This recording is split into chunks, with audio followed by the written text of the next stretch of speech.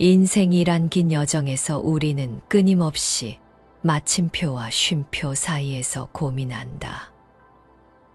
마침표를 찍어야 할 때가 있고 쉼표를 찍어야 할 때가 있다는 말처럼 각자의 삶에서 어떤 순간에 멈춰서고 어떤 순간에는 계속 전진해야 하는지를 판단하는 것은 쉽지 않은 일이다. 마치 영화 시나리오를 쓰듯 우리의 삶도 하나의 이야기를 만들어 간다. 때로는 한 문장을 마무리 지어야 할 때가 있고, 때로는 이야기를 계속 이어나가야 할 때가 있다. 중년의 나이에 접어들면 우리는 이미 많은 마침표와 쉼표를 경험하게 된다. 일과 사랑, 꿈과 현실 사이에서 우리는 수많은 결정을 내리며 여기까지 왔다. 그 과정에서 잘못된 결정으로 후회하거나 적절한 시점에 올바른 결정을 내려 스스로를 칭찬하기도 했다. 이제 남아있는 인생 후반전을 위해 우리는 무엇을 해야 할까? 먼저 마음의 정리부터 시작해야 한다. 지나온 삶을 돌아보며 그동안 찍었던 마침표와 쉼표를 되짚어 보는 것이다. 어떤 결정이 나를 여기까지 이끌었는지, 어떤 순간에 내가 멈춰 섰어야 했는지, 혹은 계속 나아갔어야 했는지를 성찰하는 것이다. 이 과정에서 우리는 자신의 삶을 더 잘 이해하게 되고 앞으로 나아가야 할 방향을 결정하는데 도움이 될 것이다.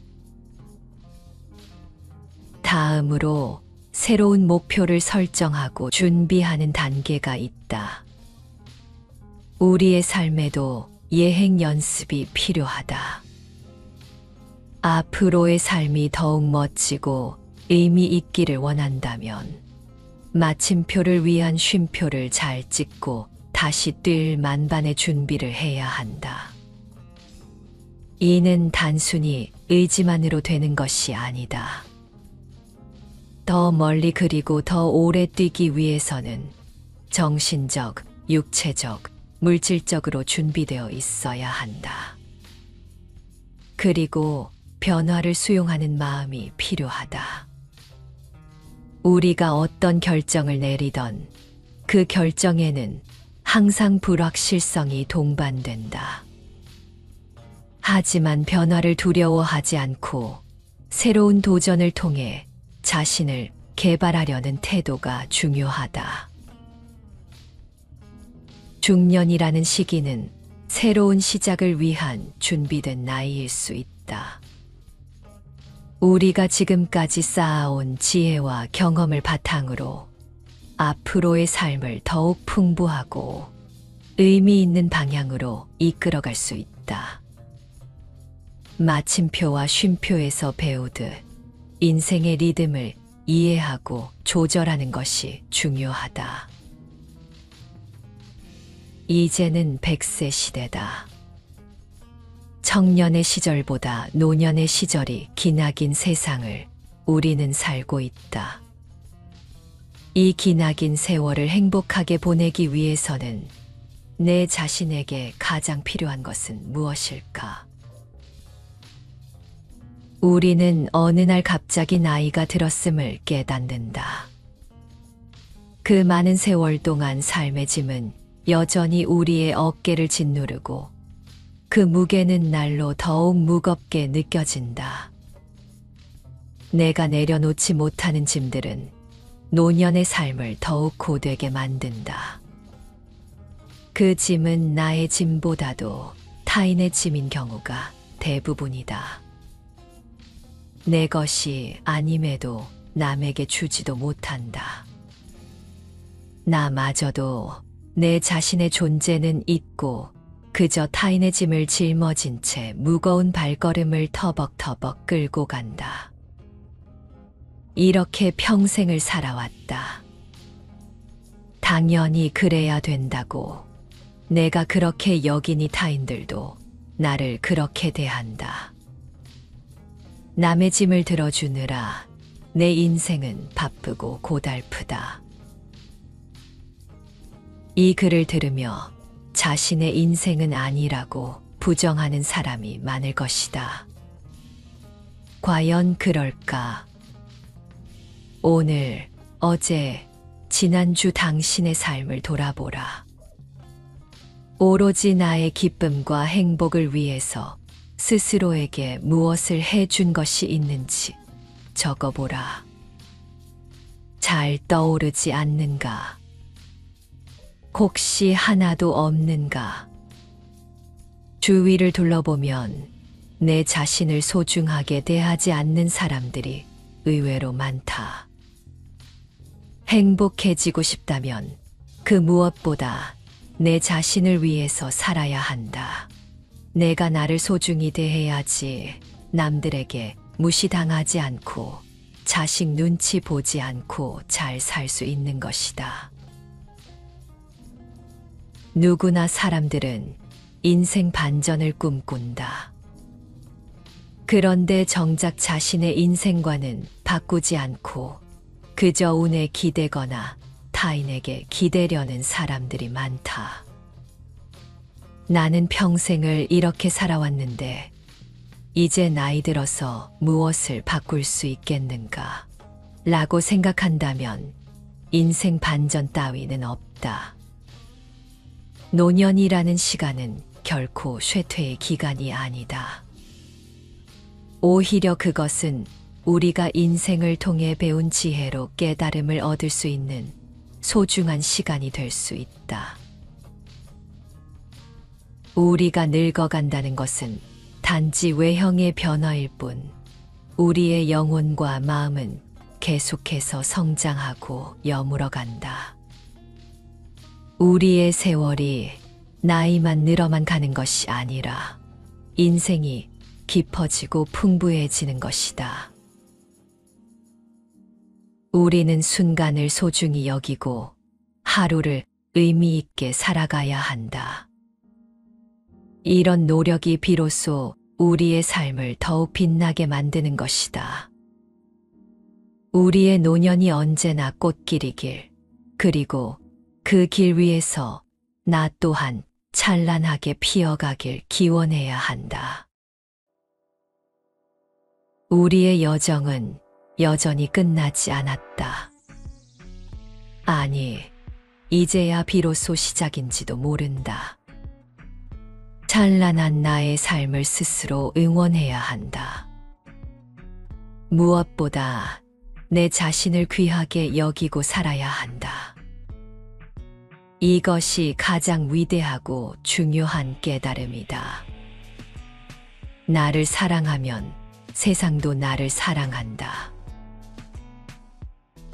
그렇다면 중년을 지나 인생 반전을 이루기 위해 우리는 구체적으로 무엇을 해야 하는가?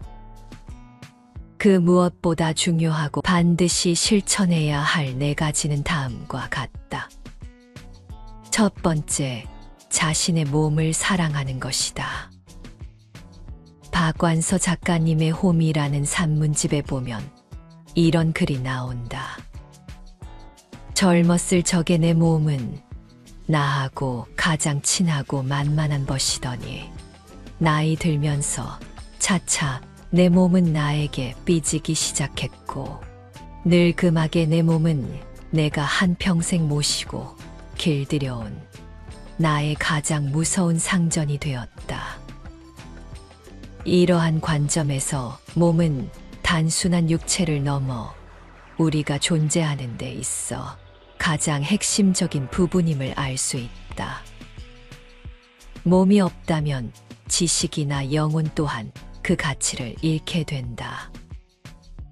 건강한 몸이야말로 우리가 세상과 상호작용하고 삶의 질을 향상시키며 궁극적으로 우리가 꿈꾸는 삶을 실현할 수 있는 기본적인 조건이다. 그렇기에 몸을 돌보는 일은 자신뿐만 아니라 타인을 위한 책임감 있는 행동이다.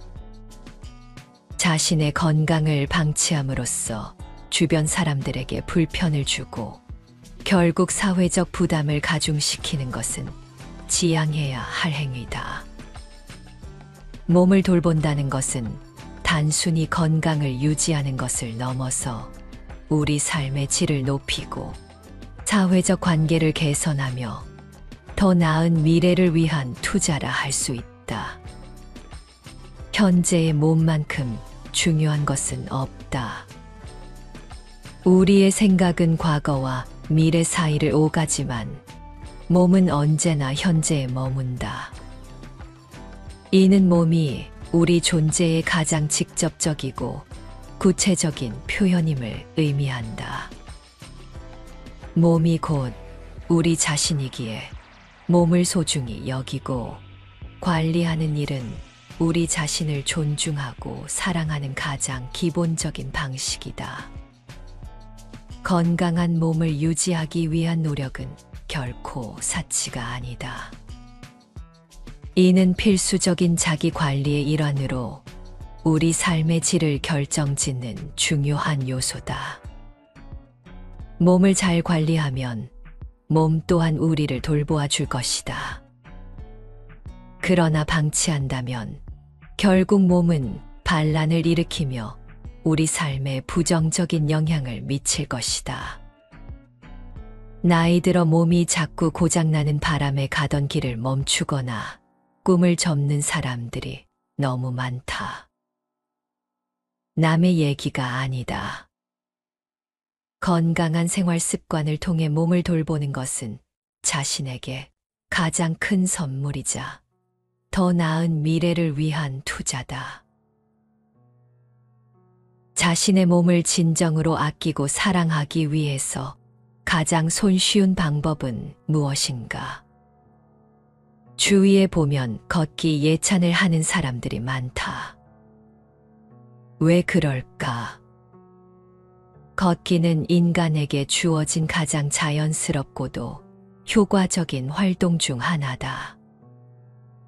복잡한 장비나 특별한 장소 없이도 실천 가능한 이 활동은 단지 하루에 30분을 투자함으로써 우리의 건강과 삶의 질에 혁신적인 변화를 가져올 수 있다. 걷기가 우리 몸과 마음, 그리고 일상에 미치는 긍정적인 영향은 다음과 같다. 첫 번째로, 걷기는 심장 건강을 개선한다. 규칙적인 걷기는 혈압과 콜레스테롤 수치를 낮추어 심장 질환의 위험을 줄이는 데 기여한다. 두 번째, 체중 관리에도 매우 효과적이다. 걷기는 칼로리를 소모하는 활동으로 지속적으로 실천하면 체중 감소 및 유지에 도움을 준다. 세 번째로, 스트레스를 감소시키는 데 걷기가 매우 유용하다. 자연 속에서의 걷기는 특히 스트레스 해소에 탁월한 효과를 보이며 이는 정신 건강의 전반적인 증진으로 이어진다. 네 번째 긍정적인 변화는 기분 개선이다. 걷기는 엔돌핀을 분비하게 함으로써 우울증 증상을 완화시키고 기분을 좋게 한다. 다섯 번째로, 걷기는 면역 체계를 강화시켜 감기나 감염에 대한 저항력을 높인다. 여섯 번째, 근육과 뼈를 강화시키는 효과가 있다. 이는 골다공증의 위험을 줄이고 근골격계의 건강을 향상시킨다. 일곱 번째 변화는 에너지 수준의 증가다. 규칙적인 걷기는 몸 전체의 에너지 효율을 높이고 우리를 더 활기차게 만든다. 여덟 번째로, 걷기는 수면의 질을 향상시킨다. 정기적인 걷기는 더 깊고 편안한 수면을 가능하게 함으로써 일상의 피로를 효과적으로 회복시키는 데 도움을 준다. 아홉 번째, 인지 기능의 개선이 있다. 걷기는 뇌의 건강을 증진시켜 기억력과 인지 능력을 향상시킨다. 10번째로 사회적 교류를 증진시킨다. 가족이나 친구들과 함께하는 걷기는 사회적 연결감을 강화하고 고립감을 줄인다. 마지막으로 걷기는 창의력을 증진시킨다. 자연 속에서의 걷기는 새로운 아이디어와 해결책을 떠올리는 데 영감을 주며 우리의 생각을 확장시킨다. 두 번째, 말은 지독히 아껴야 한다. 요즘 사람들 중에는 함부로 말해서 자기도 모르게 화를 부르는 경우가 많고, 어떤 이들은 사실을 확인도 안 하고 말을 내뱉어 결국 문제를 일으킨다. 성급하게 내뱉은 말들이 어떤 이들에게는 무심코 던진 돌멩이처럼 다른 이들의 삶 속에 파문을 일으키고 상처를 남기기도 한다.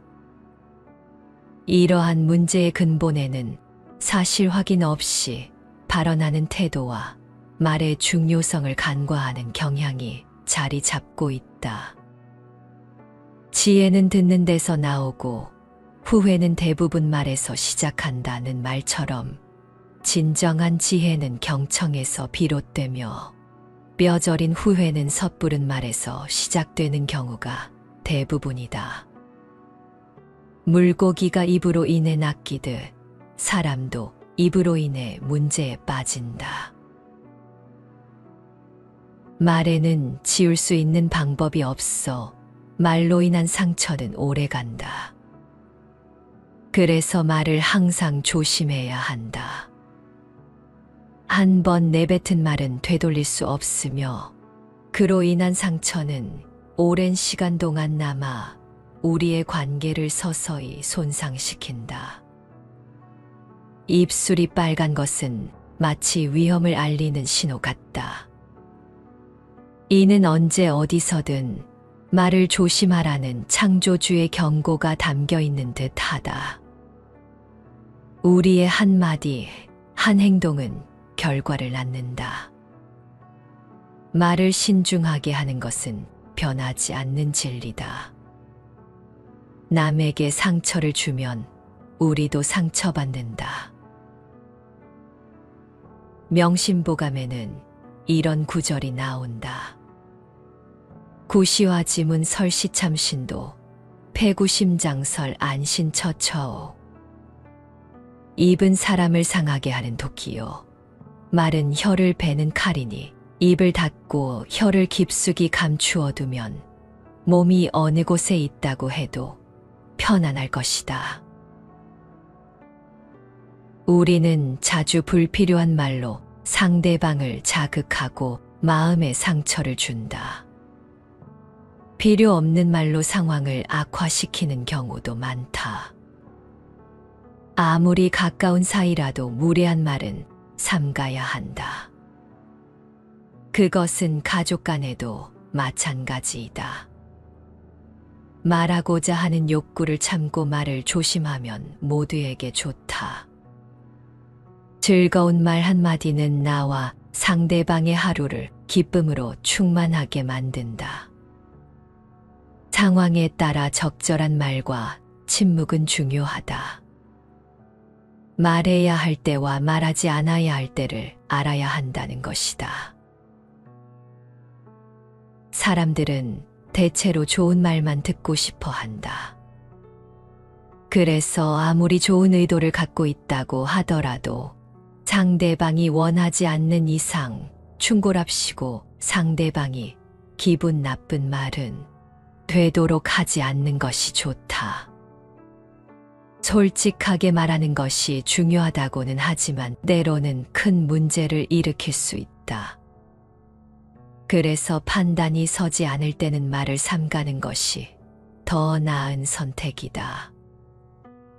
때로는 열띤 웅변보다 진중한 침묵이 상대방에게 더 가치 있는 울림을 줄 수 있는 것이다.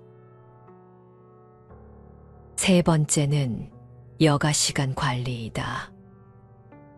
은퇴 이후 우리의 시간은 일 중심에서 여가 중심으로 시간의 성격이 변하게 된다.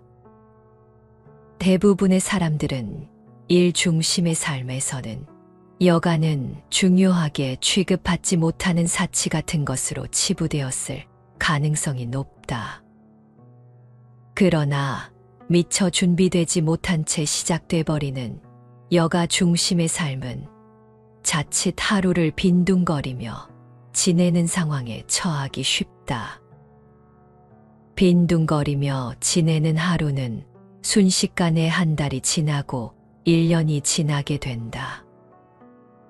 우리가 미처 준비하지 못하면 소중한 시간은 마치 손안의 모래처럼 빠르게 사라져 버린다. 그래서 나이가 들수록 하는 것 없이 시간만 잘 간다라는 말을 자주 하게 되는 것이다. 시간은 누구에게나 평등하게 주어진다. 다만 그 시간의 가치는 그 시간을 어떻게 보낼 것인지에 대한 개인의 의지와 행동에 따라 달라진다. 일하던 시절, 여가는 단순히 휴식의 다른 이름이었다. 하지만 은퇴 후 마치 끝없이 이어지는 일요일처럼 우리는 넓어진 시간 속에서 제한된 수입과 함께 삶을 꾸려나가야 한다. 이 두 가지, 시간과 자원을 어떻게 배분하고 활용하느냐가 삶의 후반기를 어떻게 채울지 결정한다. 목표 없는 여가는 곧 지루함으로 치닫게 되지만 큰 목표를 세우기보다는 자신이 좋아하고 잘하는 것에서 출발하는 것이 중요하다. 이것은 일회성이 아닌 지속 가능한 즐거움으로 이어지는 첫걸음이 될 수 있다. 대다수의 시간 관리 서적은 일과 연계된 생활에 초점을 맞추고 있다. 그러나 은퇴한 이후에 우리에게는 그러한 시간 관리법이 진정으로 와닿지 않는다. 은퇴 후의 시간은 다른 차원의 가치를 지니며 여기에 맞는 새로운 시간 활용법을 찾아내야 한다. 일상에서 일정한 패턴을 유지하는 것은 시간을 효과적으로 관리하는 비결이다. 이러한 루틴은 우리가 어떤 일정에 휘말려도 금세 원래의 궤도로 돌아올 수 있게 돕는다. 또한 생활에 여유를 갖는 것은 은퇴 이후의 삶을 보다 풍요롭게 만들어준다. 가족과의 시간은 더욱 소중해진다. 함께하는 시간을 의도적으로 계획하면 삶에 새로운 의미를 더할 수 있다. 학습은 여가의 한 형태로 자기 개발과 성장의 기회를 제공한다. 마지막으로 건강관리는 은퇴한 이후의 삶에서 절대 간과해서는 안 될 부분이다. 적절한 생활 리듬과 수면을 통해 늘어나는 여가 시간을 최대한 활용하며 삶의 질을 높이는 것이 중요하다. 네 번째는 외모 관리이다. 사람들은 보통 외모를 향상시키려는 노력으로 종종 유행을 따르는 비싼 옷차림이나 스타일 변화에 집중하곤 한다. 그러나 이는 진정한 멋스러움을 얻기 위한 가장 효과적인 방법이 아니다. 오히려 다양한 연구에 의해 뒷받침되는 여러 방법들이 존재하며 그 방법들 중에는 경제적 부담이 적지만 효과는 많은 방법들이 있다. 이러한 방법들은 단순히 외적인 변화에 그치지 않고 근본적인 자각과 지속적인 자기 관리를 요구한다는 점에서 주목할 가치가 있다. 필요하다. 첫 번째, 외모 개선법 중 하나는 바로 자세의 교정이다. 펜실베니아 대학교의 연구에 따르면 자세를 약간만 바꾸어도 인지되는 감정 상태에 긍정적인 변화를 가져올 수 있다. 더불어 우리의 자세는 타인과의 상호작용에서도 중요한 역할을 하며 꼿꼿한 자세는 자신감과 긍정적인 첫인상을 전달한다. 그러나 이는 자연스럽게 이루어지지 않으므로 일상에서 올바른 자세를 유지하기 위한 의식적인 노력이 필요하다.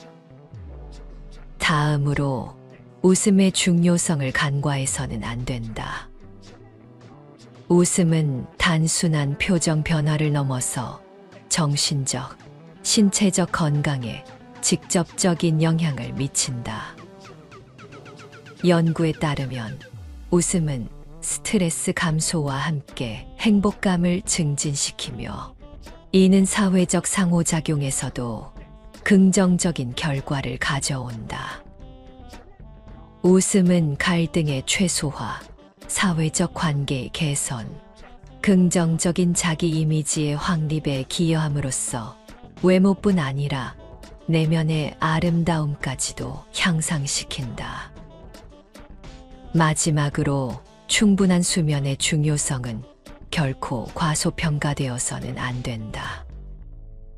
잠은 외모뿐만 아니라 일상생활의 다양한 측면에 영향을 미치는 필수적인 요소다.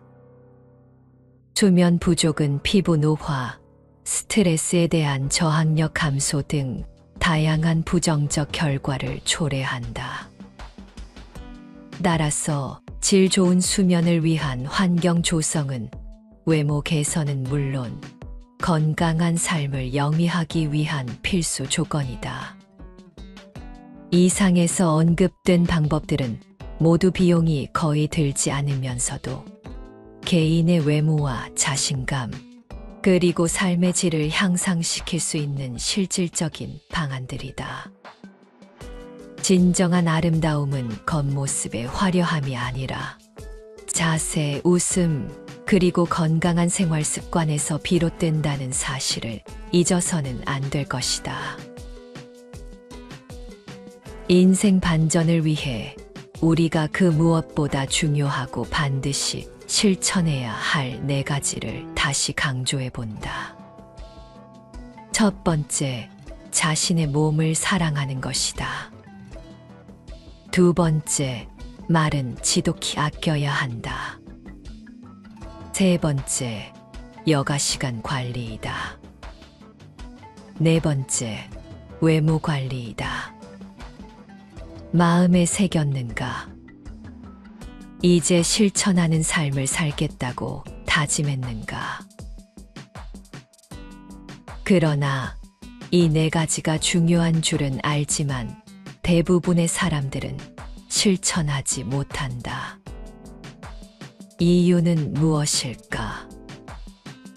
바로 오랫동안 나의 삶에서 형성된 습관 때문이다. 삶의 습관은 쉽게 바뀌지 않는다. 또한 어떤 방향이 좋은 습관인 줄 잘 알지 못하는 경우가 많다. 하지만 우리 인생은 곧 삶의 습관에 따라 방향이 바뀐다.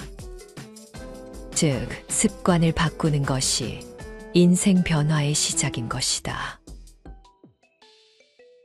오늘 소개할 책은 사람을 치료하는 의사를 넘어 사람의 삶을 치료하는 의료인문학자인 이하영 원장이 집필한 나는 나의 20살을 가장 존중한다이다.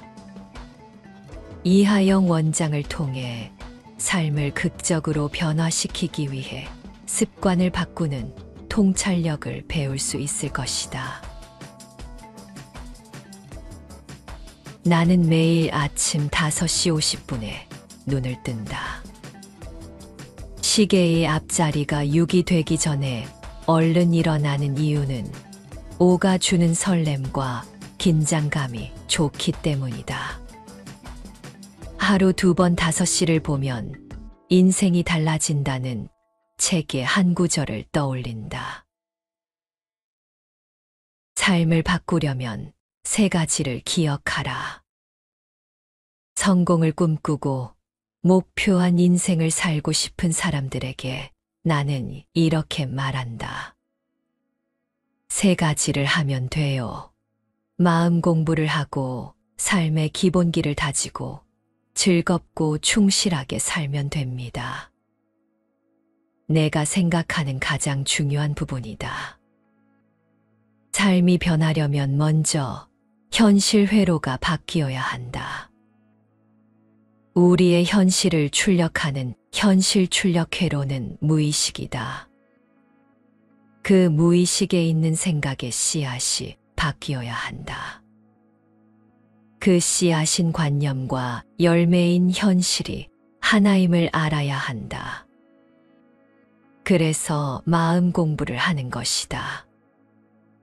마음 공부는 도인이 되려고 하는 게 아니라 부자가 되려고 하는 것이다. 둘째, 삶의 기본기를 쌓아야 한다. 그 기본기가 독서, 운동, 명상이다. 뻔하고 진부한 이야기 같지만 이 3가지를 매일 하는 사람은 거의 없다. 나는 매일 1시간 독서, 1시간 운동, 3분 명상을 하고 있다. 이것을 하는 사람과 하지 않는 사람은 앞으로는 절대 만날 수 없다. 10년이 지나면 너무나 멀어져 있기 때문이다. 마지막으로 즐겁게 살자. 굳이 열심히 살 필요 없다. 열심히는 오늘을 위해 사는 것이 아니다.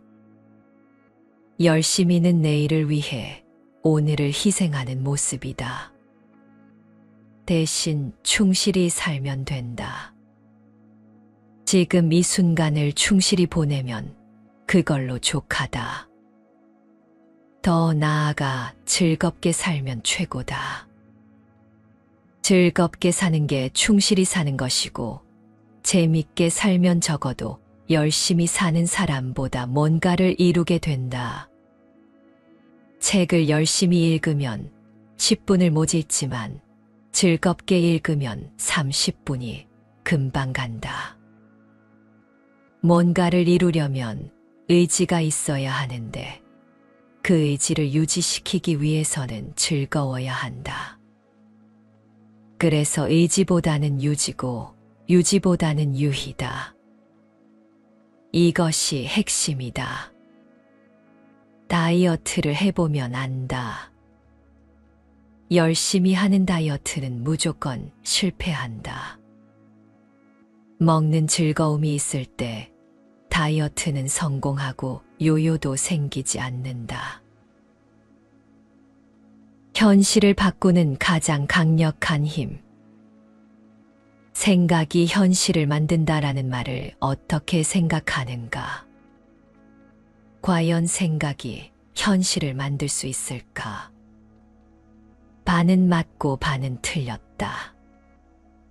먼저 맞는 것을 알아보면 생각이 현실을 만들 수는 있다. 이 책을 읽겠다는 생각이 지금 이 순간을 만들었을 것이다. 또 책을 읽으면서 저녁 메뉴를 고민하다가 김치찌개를 먹겠다는 생각을 했다면 아마 저녁으로 김치찌개를 먹을 것이다. 생각은 말과 행동을 이끈다. 어떤 생각이 만들어지면 그 생각에 반응하여 말을 하고 말에 어울리는 행동을 한다. 물론 말과 행동이 다를 수 있지만 한 가지 분명한 것은 그 생각에 부합되는 미래를 향해 현실이 펼쳐진다는 사실이다. 생각은 나도 모르게 나의 현실을 만들고 있다. 과거를 돌아보면 인생은 생각의 산물이었다. 생각을 통해서 결과를 얻었고 그것이 성공이든 실패든 고스란히 삶의 흔적으로 남아있다. 그런데 한 가지 궁금한 점이 있다. 과연 이 생각은 내가 만드는 것일까? 이게 무슨 뚱딴지 같은 소리인가 싶지만 확신에 차서 대답하기는 어려울 것이다. 내가 내 생각의 주인이라는 확신이 없어서다. 내가 생각을 만드는 것이라면 하고 싶은 생각만 하지 않을까? 좋아하는 것만 생각하고 싫은 생각은 하지 않을 것이다. 생각의 온오프를 마음대로 조절할 것이다. 하지만 현실은 그렇지 않다. 하기 싫은 생각이 계속 떠오르고 그 생각을 멈추게 할 수도 없다. 그 생각으로 하루 종일 고민에 빠져 있을 때도 있다.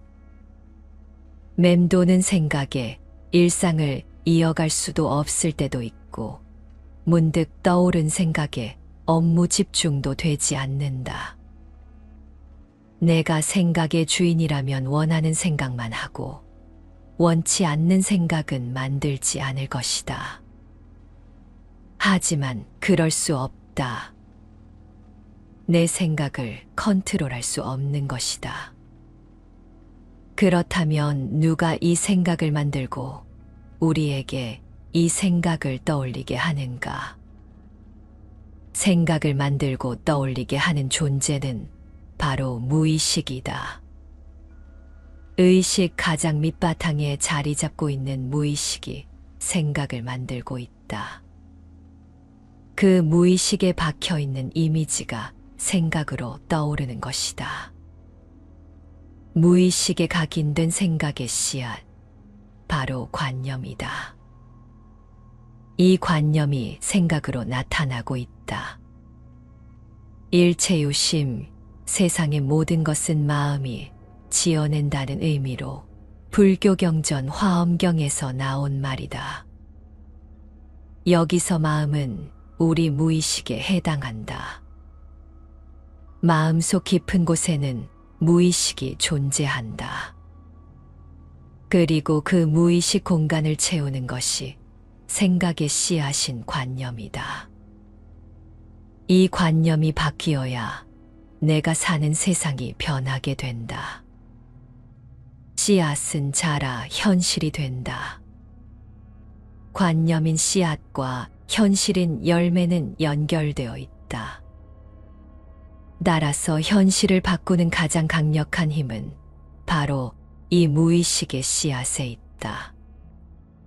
콩 심은 데 콩 나고 팥 심은 데 팥이 나기 때문이다.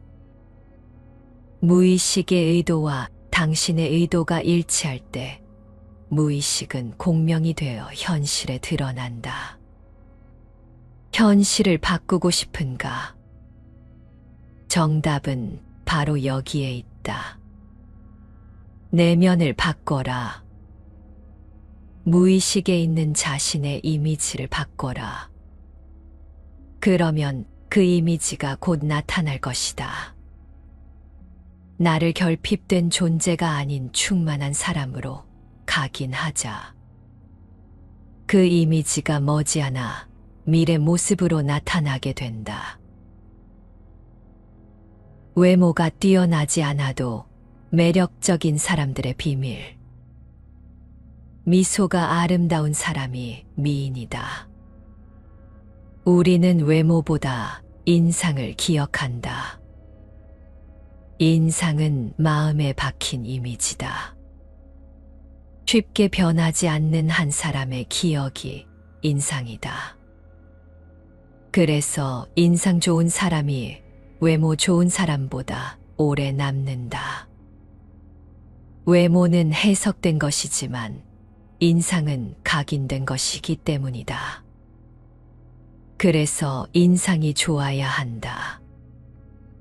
그 인상을 만드는 것이 바로 표정이다. 표정이 인상을 결정한다. 그 그 표정은 얼굴 근육이 만든다. 그래서 얼굴 근육을 표정 근육이라 부른다. 그 중에서 얼굴 인상과 관련 있는 근육이 있다. 바로 미소 근육이다.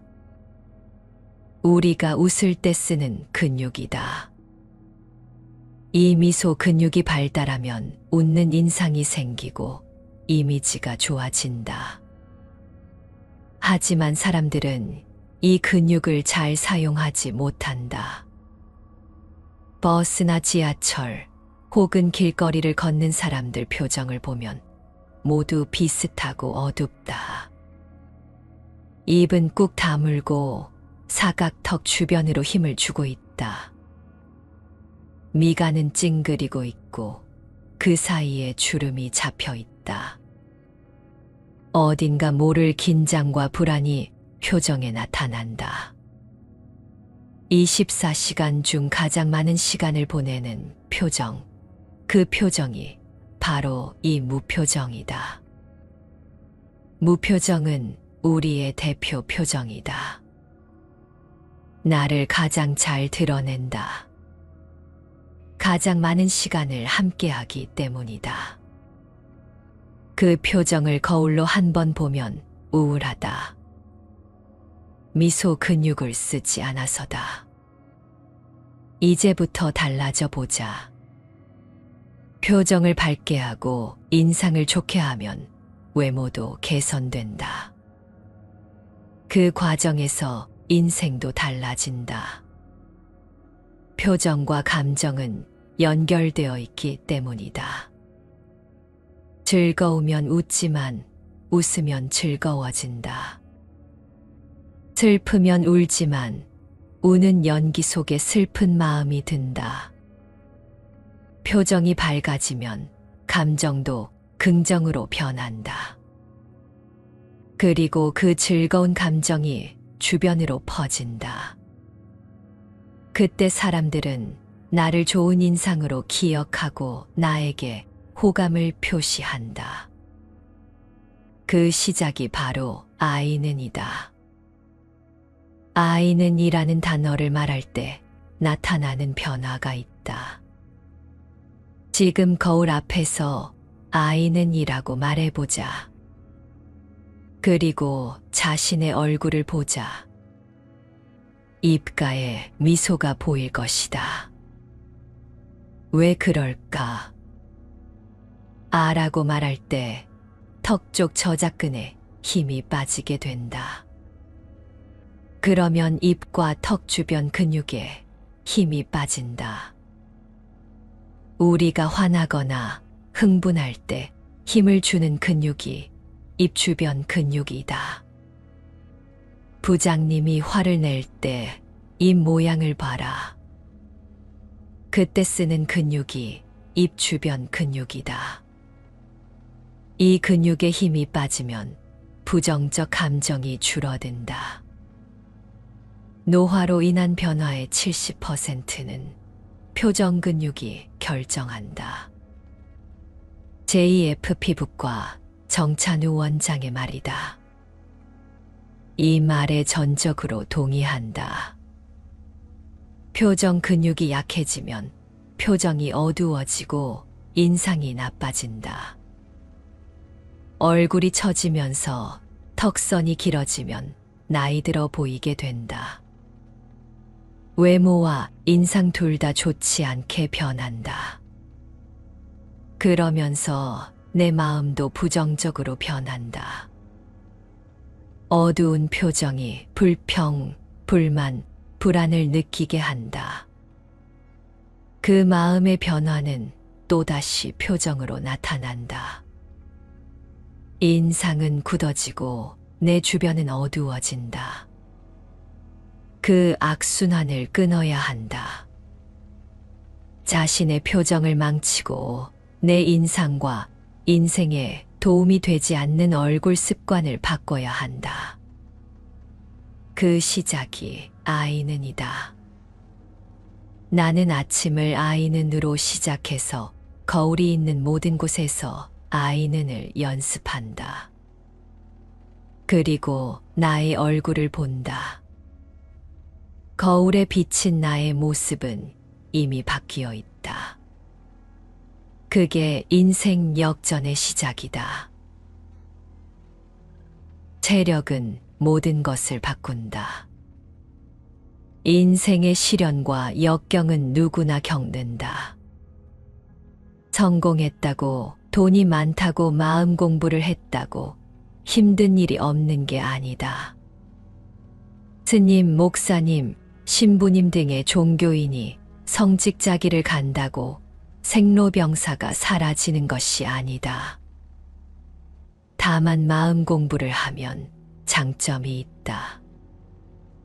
삶의 생로병사가 사라지는 것은 아니지만 그 생로병사의 고통에서는 벗어날 수 있다. 고통과 괴로움을 한 걸음 뒤에서 음미할 수 있기 때문이다. 그 힘이 운동이다. 어떤 어려움이 닥쳤을 때 우리를 힘들게 하는 것은 그 상황과 사건이 아니다. 잘 살펴보면 눈앞의 사건보다 그 사건을 판단하는 내 생각이 나를 힘들게 한다. 생각이 꼬리에 꼬리를 물고 이어진다. 그 생각들은 대부분 부정적이다. 그리고 부정적 느낌과 감정을 동반한다. 불평, 불만, 불안의 산부를 일으키고 분노, 공포, 우울로 이어진다. 그 생각, 감정, 느낌이 나타날 때 우리는 생각에 빠지고 감정과 하나가 되며 우울의 늪에서 허덕인다. 생각 지옥에 빠지는 순간이다.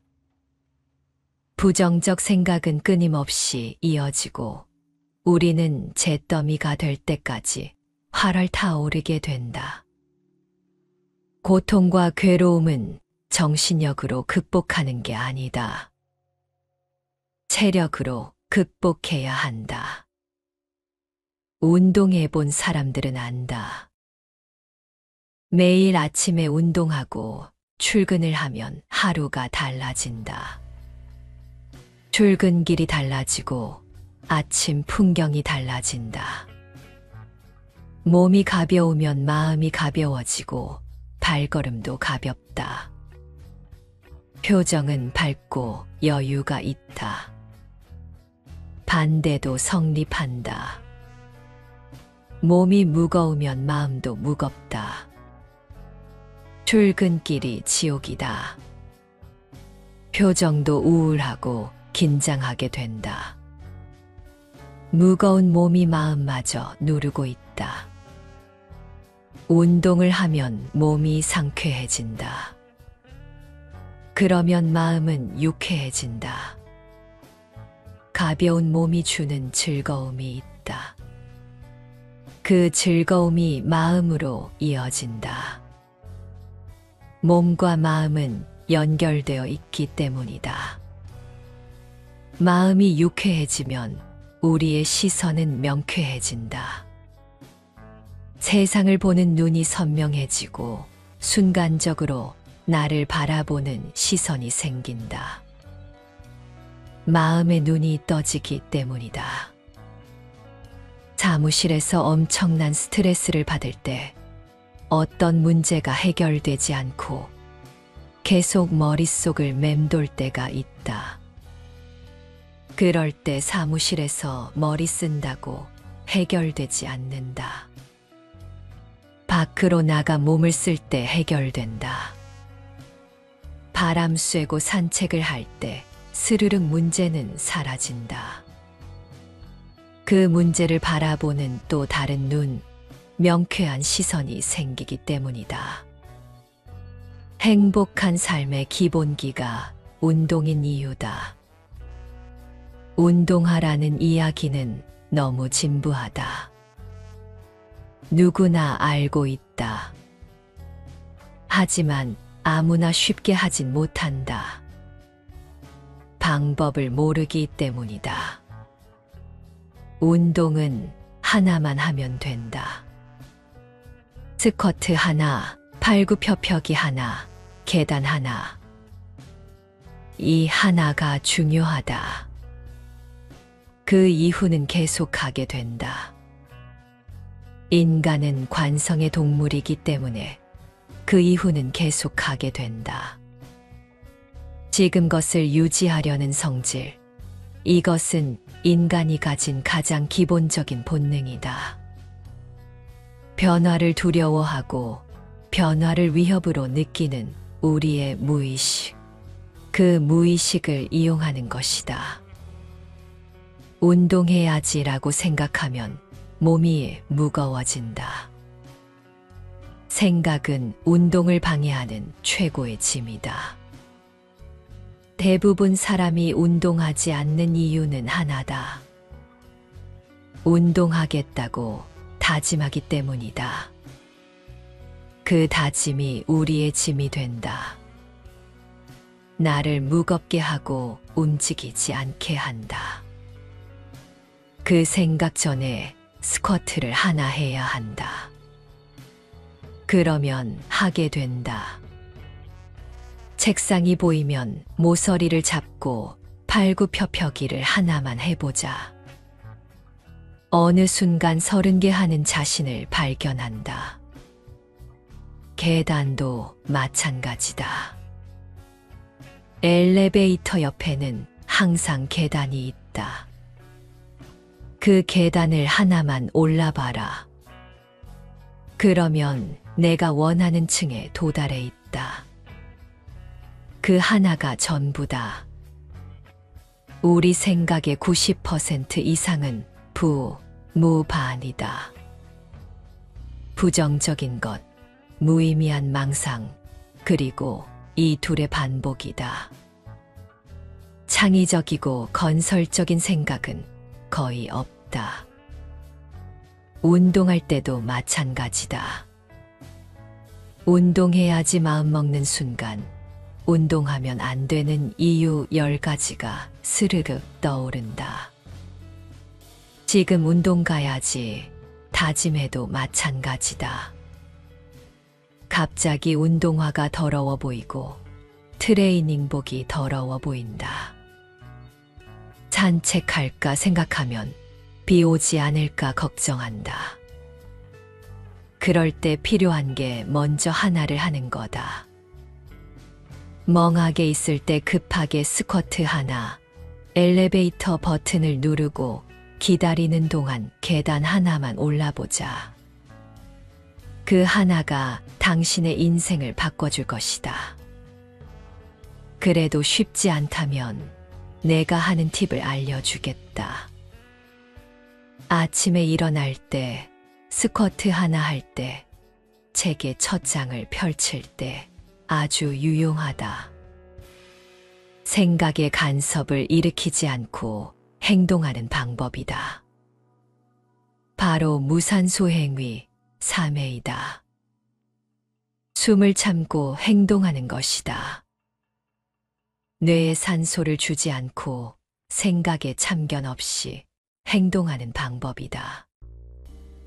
한번 해보자. 몇 초 지나지 않아 침대에서 일어나고 스쿼트를 하나 하고 있으며 책은 손에 있다. 숨은 그 후 쉬는 거다. 나도 방금 팔굽혀펴기 50개를 했다. 막힘없이 글이 잘 써지는 이유다. 역시 몸을 써야 상쾌하고 유쾌하고 명쾌해진다. 머리보다 몸을 움직여야 한다. 하나만 하자. 그 하나가 전부다. 삶의 기본기는 그렇게 익혀가는 것이다. 이 책을 읽고 모든 사람이 바뀌는 것은 아니다. 바뀌지 않는 사람들이 대부분이다. 삶의 습관은 그렇게 무서운 것이다. 하지만 우리 인생이 습관으로 이루어진다는 걸 아는 것, 그것이 변화의 시작이다. 그 습관을 바꾸면 인생이 원하는 방향으로 바뀐다. 돈 드는 것도 아니니 한번 시도해보자.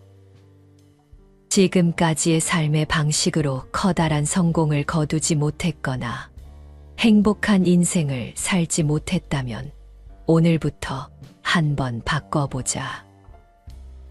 인생은 운이고 삶은 우연이다. 이 책이 당신의 인생을 바꿔줄 최고의 우연이 될 수 있다. 그 시작이 마음이다. 마음속 현실 회로가 바뀌어야 현실이 변한다. 그 회로가 바뀔 때 생각과 말과 행동이 바뀌고 그것들이 바뀔 때 주변으로부터 이 말을 반드시 듣게 될 것이다. 너 뭔가 좀 변한 것 같아. 이게 시작이다. 그 운과 우연 속에서 즐거운 인생을 살아갈 때 삶은 이미 변해 있을 것이다. 오늘부터 가볍고 즐거운 마음으로 실천해보자.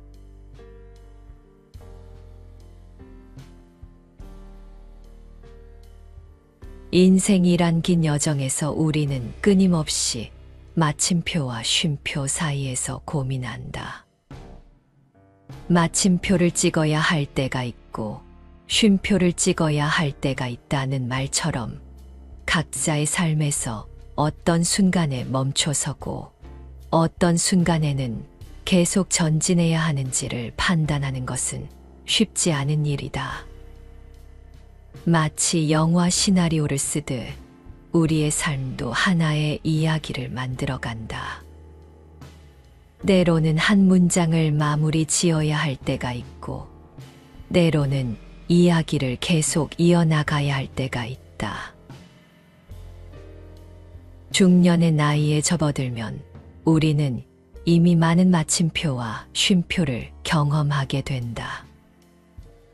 일과 사랑, 꿈과 현실 사이에서 우리는 수많은 결정을 내리며 여기까지 왔다. 그 과정에서 잘못된 결정으로 후회하거나 적절한 시점에 올바른 결정을 내려 스스로를 칭찬하기도 했다. 이제 남아있는 인생 후반전을 위해 우리는 무엇을 해야 할까? 먼저 마음의 정리부터 시작해야 한다. 지나온 삶을 돌아보며 그동안 찍었던 마침표와 쉼표를 되짚어 보는 것이다.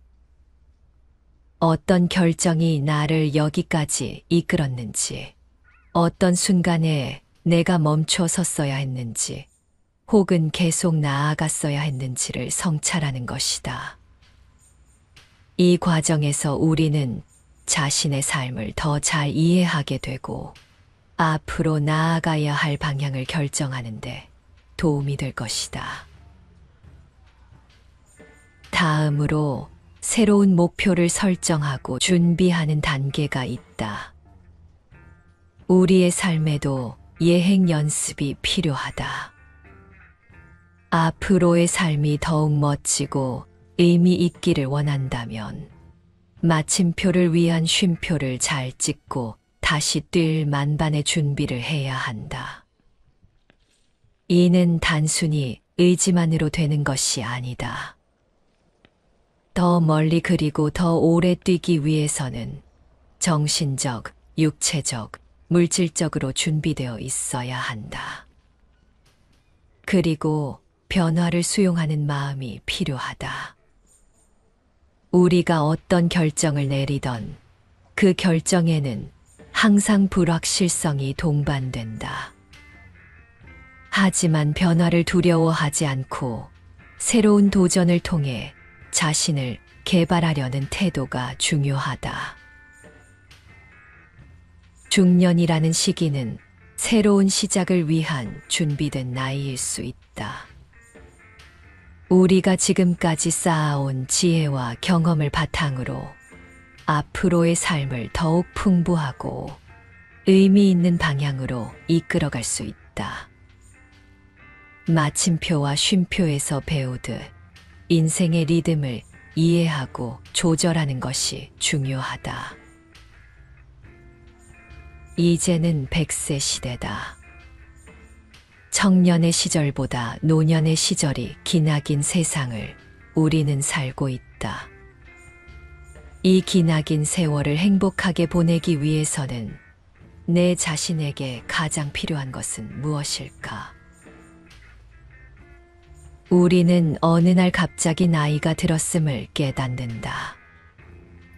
그 많은 세월 동안 삶의 짐은 여전히 우리의 어깨를 짓누르고 그 무게는 날로 더욱 무겁게 느껴진다. 내가 내려놓지 못하는 짐들은 노년의 삶을 더욱 고되게 만든다. 그 짐은 나의 짐보다도 타인의 짐인 경우가 대부분이다. 내 것이 아님에도 남에게 주지도 못한다. 나마저도 내 자신의 존재는 있고 그저 타인의 짐을 짊어진 채 무거운 발걸음을 터벅터벅 끌고 간다. 이렇게 평생을 살아왔다. 당연히 그래야 된다고. 내가 그렇게 여기니 타인들도 나를 그렇게 대한다. 남의 짐을 들어주느라 내 인생은 바쁘고 고달프다. 이 글을 들으며 자신의 인생은 아니라고 부정하는 사람이 많을 것이다. 과연 그럴까? 오늘, 어제, 지난주 당신의 삶을 돌아보라. 오로지 나의 기쁨과 행복을 위해서 스스로에게 무엇을 해준 것이 있는지 적어보라.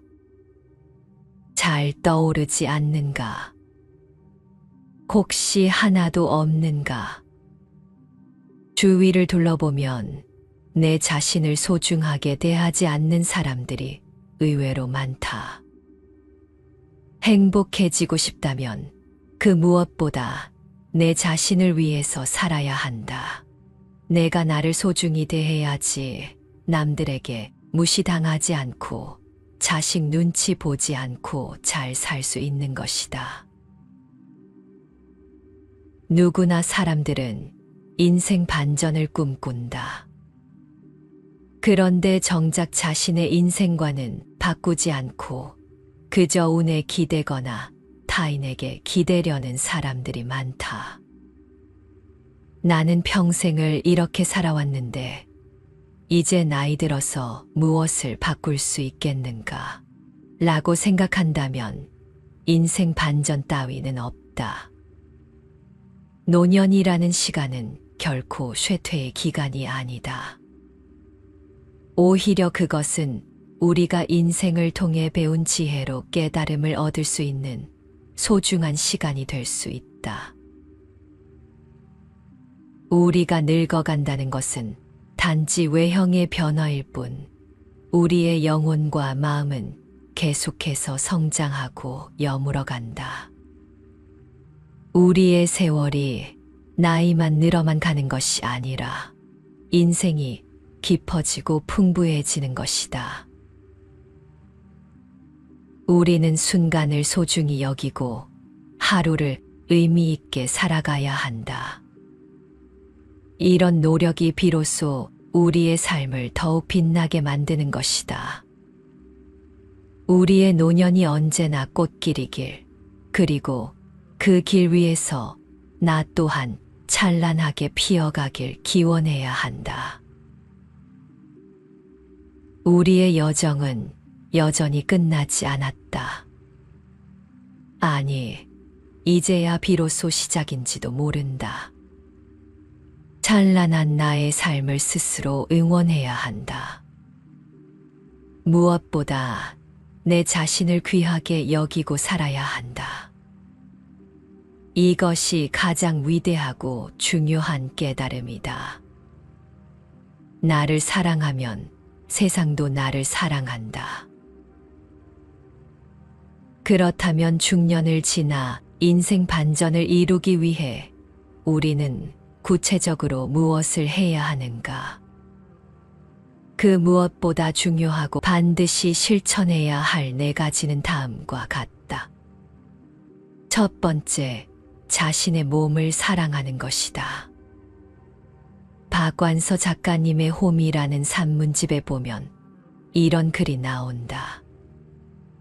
젊었을 적의 내 몸은 나하고 가장 친하고 만만한 것이더니 나이 들면서 차차 내 몸은 나에게 삐지기 시작했고 늙음하게 내 몸은 내가 한평생 모시고 길들여온 나의 가장 무서운 상전이 되었다. 이러한 관점에서 몸은 단순한 육체를 넘어 우리가 존재하는 데 있어 가장 핵심적인 부분임을 알 수 있다. 몸이 없다면 지식이나 영혼 또한 그 가치를 잃게 된다. 건강한 몸이야말로 우리가 세상과 상호작용하고 삶의 질을 향상시키며 궁극적으로 우리가 꿈꾸는 삶을 실현할 수 있는 기본적인 조건이다. 그렇기에 몸을 돌보는 일은 자신뿐만 아니라 타인을 위한 책임감 있는 행동이다. 자신의 건강을 방치함으로써 주변 사람들에게 불편을 주고 결국 사회적 부담을 가중시키는 것은 지양해야 할 행위다. 몸을 돌본다는 것은 단순히 건강을 유지하는 것을 넘어서 우리 삶의 질을 높이고 사회적 관계를 개선하며 더 나은 미래를 위한 투자라 할 수 있다. 현재의 몸만큼 중요한 것은 없다. 우리의 생각은 과거와 미래 사이를 오가지만 몸은 언제나 현재에 머문다. 이는 몸이 우리 존재의 가장 직접적이고 구체적인 표현임을 의미한다. 몸이 곧 우리 자신이기에 몸을 소중히 여기고 관리하는 일은 우리 자신을 존중하고 사랑하는 가장 기본적인 방식이다. 건강한 몸을 유지하기 위한 노력은 결코 사치가 아니다. 이는 필수적인 자기 관리의 일환으로 우리 삶의 질을 결정짓는 중요한 요소다. 몸을 잘 관리하면 몸 또한 우리를 돌보아 줄 것이다. 그러나 방치한다면 결국 몸은 반란을 일으키며 우리 삶에 부정적인 영향을 미칠 것이다. 나이 들어 몸이 자꾸 고장나는 바람에 가던 길을 멈추거나 꿈을 접는 사람들이 너무 많다. 남의 얘기가 아니다.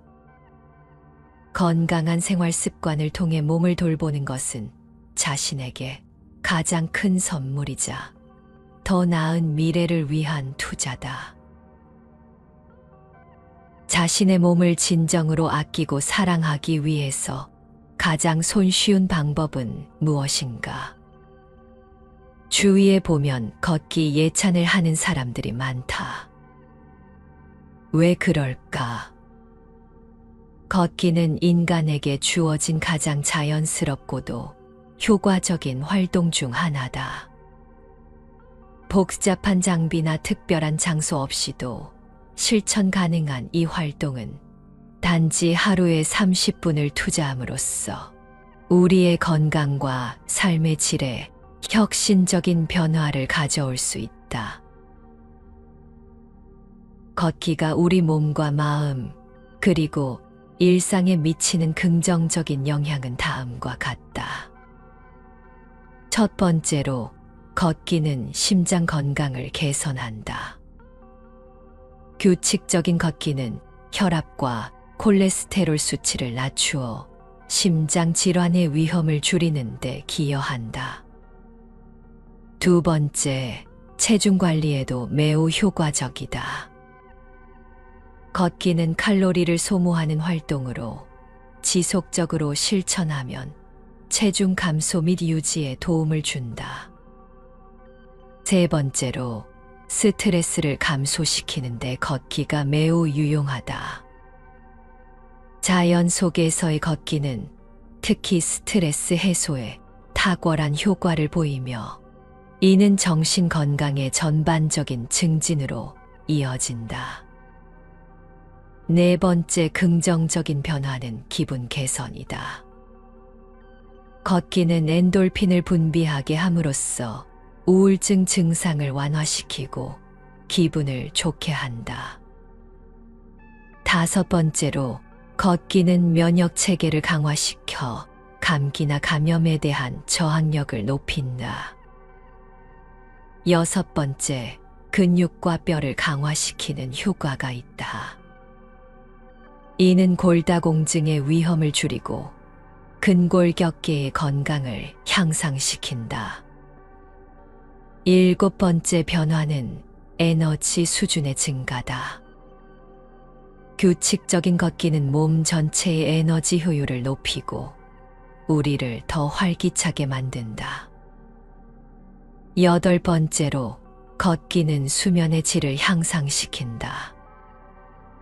정기적인 걷기는 더 깊고 편안한 수면을 가능하게 함으로써 일상의 피로를 효과적으로 회복시키는 데 도움을 준다. 아홉 번째, 인지 기능의 개선이 있다. 걷기는 뇌의 건강을 증진시켜 기억력과 인지 능력을 향상시킨다. 열 번째로 사회적 교류를 증진시킨다.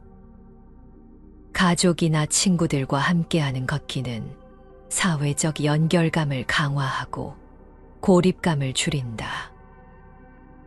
마지막으로 걷기는 창의력을 증진시킨다.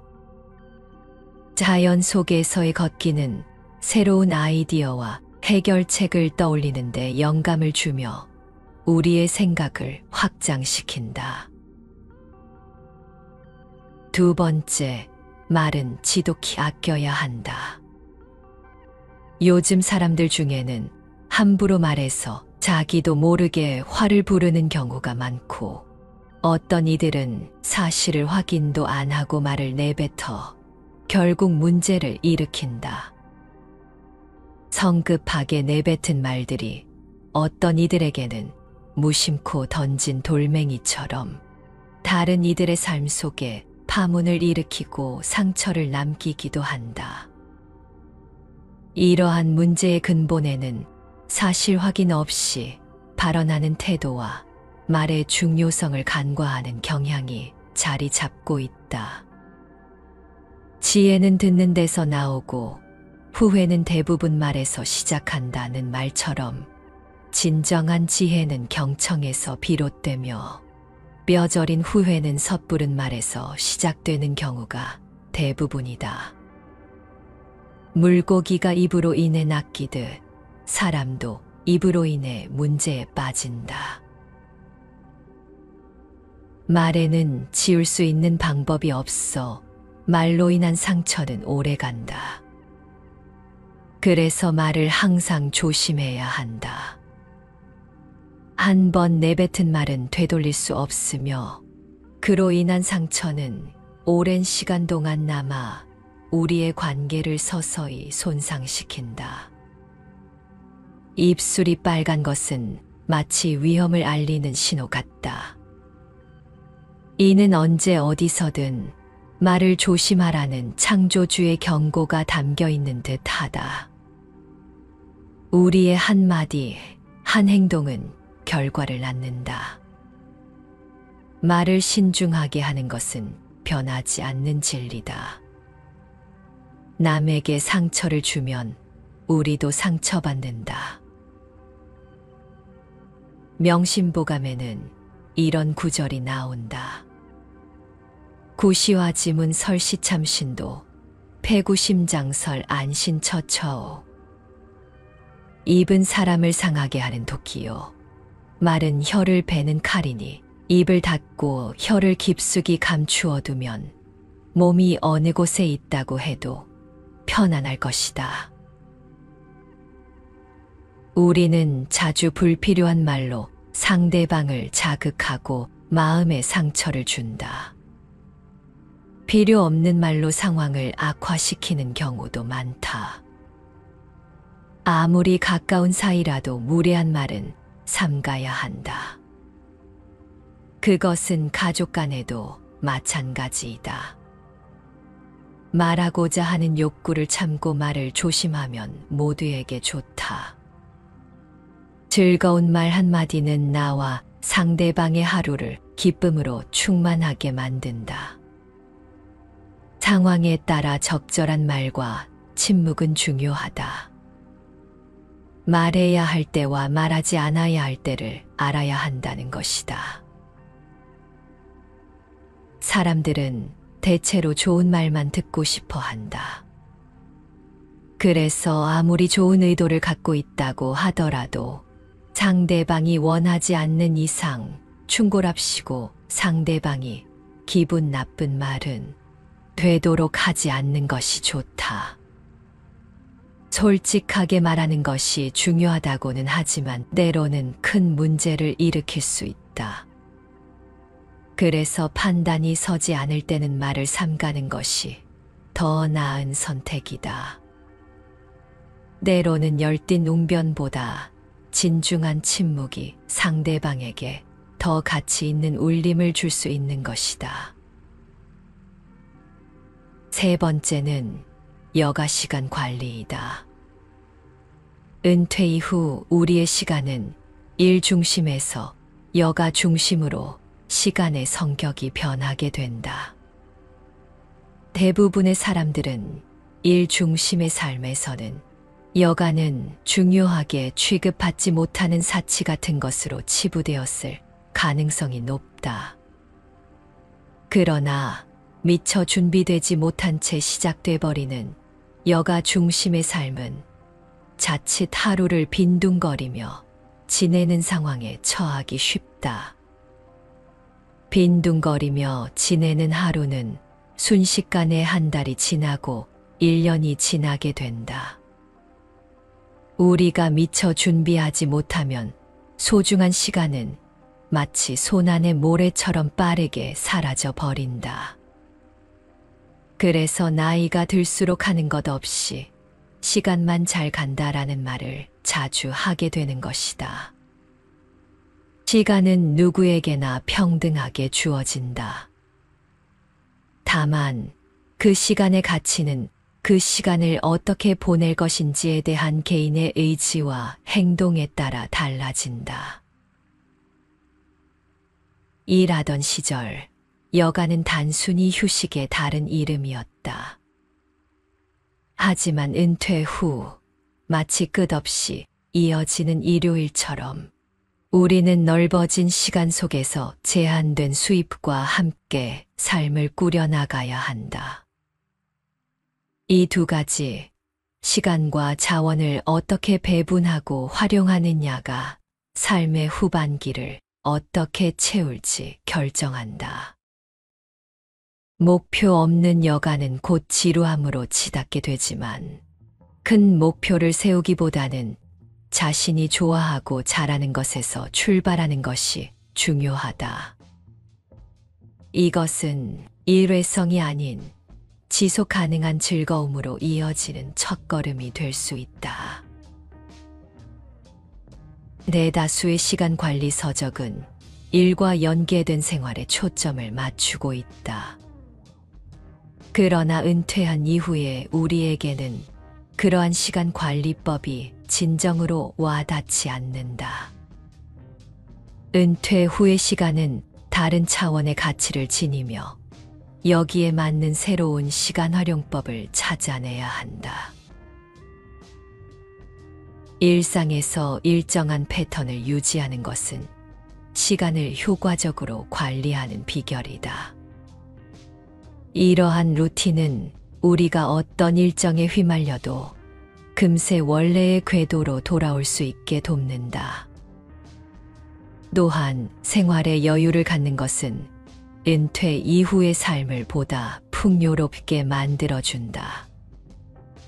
가족과의 시간은 더욱 소중해진다. 함께하는 시간을 의도적으로 계획하면 삶에 새로운 의미를 더할 수 있다. 학습은 여가의 한 형태로 자기 개발과 성장의 기회를 제공한다.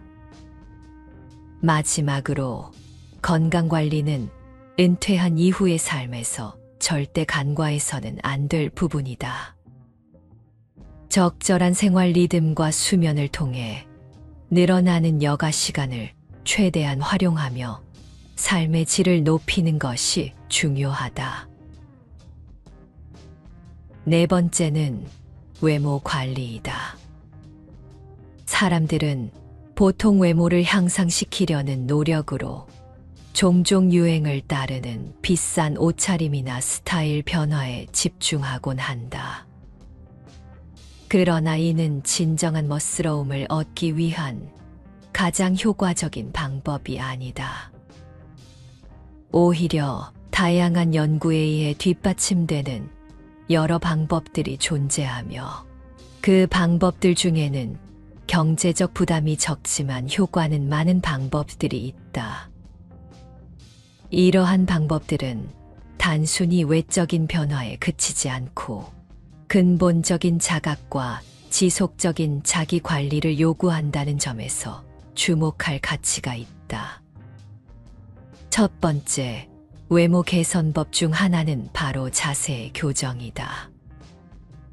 펜실베니아 대학교의 연구에 따르면 자세를 약간만 바꾸어도 인지되는 감정 상태에 긍정적인 변화를 가져올 수 있다. 더불어 우리의 자세는 타인과의 상호작용에서도 중요한 역할을 하며 꼿꼿한 자세는 자신감과 긍정적인 첫인상을 전달한다. 그러나 이는 자연스럽게 이루어지지 않으므로 일상에서 올바른 자세를 유지하기 위한 의식적인 노력이 필요하다. 다음으로 웃음의 중요성을 간과해서는 안 된다. 웃음은 단순한 표정 변화를 넘어서 정신적, 신체적 건강에 직접적인 영향을 미친다. 연구에 따르면 웃음은 스트레스 감소와 함께 행복감을 증진시키며 이는 사회적 상호작용에서도 긍정적인 결과를 가져온다. 웃음은 갈등의 최소화, 사회적 관계의 개선, 긍정적인 자기 이미지의 확립에 기여함으로써 외모뿐 아니라 내면의 아름다움까지도 향상시킨다. 마지막으로 충분한 수면의 중요성은 결코 과소평가되어서는 안 된다. 잠은 외모뿐만 아니라 일상생활의 다양한 측면에 영향을 미치는 필수적인 요소다. 수면 부족은 피부 노화, 스트레스에 대한 저항력 감소 등 다양한 부정적 결과를 초래한다. 따라서 질 좋은 수면을 위한 환경 조성은 외모 개선은 물론 건강한 삶을 영위하기 위한 필수 조건이다. 이상에서 언급된 방법들은 모두 비용이 거의 들지 않으면서도 개인의 외모와 자신감, 그리고 삶의 질을 향상시킬 수 있는 실질적인 방안들이다. 진정한 아름다움은 겉모습의 화려함이 아니라 자세, 웃음, 그리고 건강한 생활 습관에서 비롯된다는 사실을 잊어서는 안 될 것이다. 인생 반전을 위해 우리가 그 무엇보다 중요하고 반드시 실천해야 할 네 가지를 다시 강조해 본다. 첫 번째, 자신의 몸을 사랑하는 것이다. 두 번째, 말은 지독히 아껴야 한다. 세 번째, 여가 시간 관리이다. 네 번째, 외모 관리이다. 마음에 새겼는가? 이제 실천하는 삶을 살겠다고 다짐했는가? 그러나 이 네 가지가 중요한 줄은 알지만 대부분의 사람들은 실천하지 못한다. 이유는 무엇일까? 바로 오랫동안 나의 삶에서 형성된 습관 때문이다. 삶의 습관은 쉽게 바뀌지 않는다. 또한 어떤 방향이 좋은 습관인 줄 잘 알지 못하는 경우가 많다. 하지만 우리 인생은 곧 삶의 습관에 따라 방향이 바뀐다. 즉, 습관을 바꾸는 것이 인생 변화의 시작인 것이다. 오늘 소개할 책은 사람을 치료하는 의사를 넘어 사람의 삶을 치료하는 의료인문학자인 이하영 원장이 집필한 나는 나의 20살을 가장 존중한다이다. 이하영 원장을 통해 삶을 극적으로 변화시키기 위해 습관을 바꾸는 통찰력을 배울 수 있을 것이다. 나는 매일 아침 5시 50분에 눈을 뜬다. 시계의 앞자리가 6이 되기 전에 얼른 일어나는 이유는 5가 주는 설렘과 긴장감이 좋기 때문이다. 하루 2번 5시를 보면 인생이 달라진다는 책의 한 구절을 떠올린다. 삶을 바꾸려면 3가지를 기억하라. 성공을 꿈꾸고 목표한 인생을 살고 싶은 사람들에게 나는 이렇게 말한다. 3가지를 하면 돼요. 마음 공부를 하고 삶의 기본기를 다지고 즐겁고 충실하게 살면 됩니다. 내가 생각하는 가장 중요한 부분이다. 삶이 변하려면 먼저 현실 회로가 바뀌어야 한다. 우리의 현실을 출력하는 현실 출력 회로는 무의식이다. 그 무의식에 있는 생각의 씨앗이 바뀌어야 한다. 그 씨앗인 관념과 열매인 현실이 하나임을 알아야 한다. 그래서 마음 공부를 하는 것이다. 마음 공부는 도인이 되려고 하는 게 아니라 부자가 되려고 하는 것이다. 둘째, 삶의 기본기를 쌓아야 한다. 그 기본기가 독서, 운동, 명상이다. 뻔하고 진부한 이야기 같지만 이 3가지를 매일 하는 사람은 거의 없다. 나는 매일 1시간 독서, 1시간 운동, 3분 명상을 하고 있다. 이것을 하는 사람과 하지 않는 사람은 앞으로는 절대 만날 수 없다. 10년이 지나면 너무나 멀어져 있기 때문이다. 마지막으로 즐겁게 살자. 굳이 열심히 살 필요 없다. 열심히는 오늘을 위해 사는 것이 아니다. 열심히는 내일을 위해 오늘을 희생하는 모습이다. 대신 충실히 살면 된다. 지금 이 순간을 충실히 보내면 그걸로 족하다. 더 나아가 즐겁게 살면 최고다. 즐겁게 사는 게 충실히 사는 것이고, 재밌게 살면 적어도 열심히 사는 사람보다 뭔가를 이루게 된다.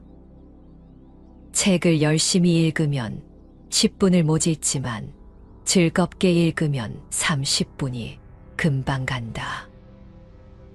뭔가를 이루려면 의지가 있어야 하는데 그 의지를 유지시키기 위해서는 즐거워야 한다.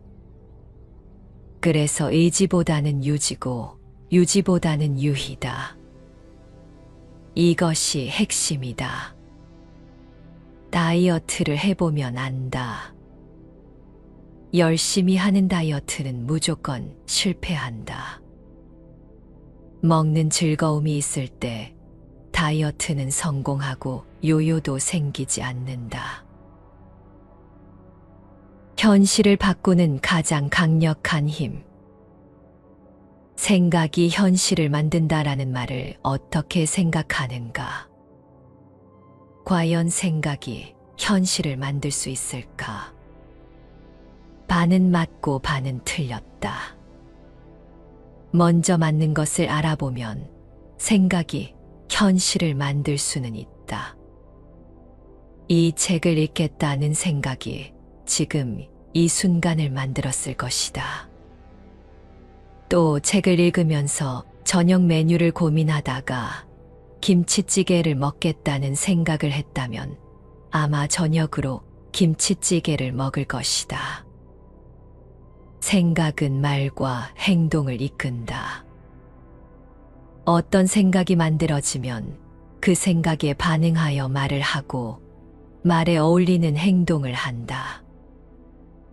물론 말과 행동이 다를 수 있지만 한 가지 분명한 것은 그 생각에 부합되는 미래를 향해 현실이 펼쳐진다는 사실이다. 생각은 나도 모르게 나의 현실을 만들고 있다. 과거를 돌아보면 인생은 생각의 산물이었다. 생각을 통해서 결과를 얻었고 그것이 성공이든 실패든 고스란히 삶의 흔적으로 남아있다. 그런데 한 가지 궁금한 점이 있다. 과연 이 생각은 내가 만드는 것일까? 이게 무슨 뚱딴지 같은 소리인가 싶지만 확신에 차서 대답하기는 어려울 것이다. 내가 내 생각의 주인이라는 확신이 없어서다. 내가 생각을 만드는 것이라면 하고 싶은 생각만 하지 않을까? 좋아하는 것만 생각하고 싫은 생각은 하지 않을 것이다. 생각의 온오프를 마음대로 조절할 것이다. 하지만 현실은 그렇지 않다. 하기 싫은 생각이 계속 떠오르고 그 생각을 멈추게 할 수도 없다. 그 생각으로 하루 종일 고민에 빠져 있을 때도 있다.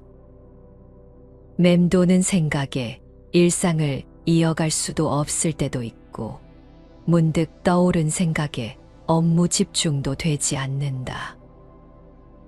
내가 생각의 주인이라면 원하는 생각만 하고 원치 않는 생각은 만들지 않을 것이다. 하지만 그럴 수 없다. 내 생각을 컨트롤할 수 없는 것이다. 그렇다면 누가 이 생각을 만들고 우리에게 이 생각을 떠올리게 하는가? 생각을 만들고 떠올리게 하는 존재는 바로 무의식이다. 의식 가장 밑바탕에 자리 잡고 있는 무의식이 생각을 만들고 있다. 그 무의식에 박혀 있는 이미지가 생각으로 떠오르는 것이다. 무의식에 각인된 생각의 씨앗, 바로 관념이다.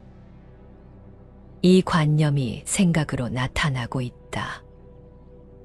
일체유심, 세상의 모든 것은 마음이 지어낸다는 의미로 불교 경전 화엄경에서 나온 말이다.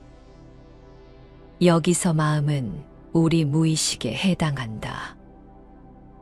마음속 깊은 곳에는 무의식이 존재한다.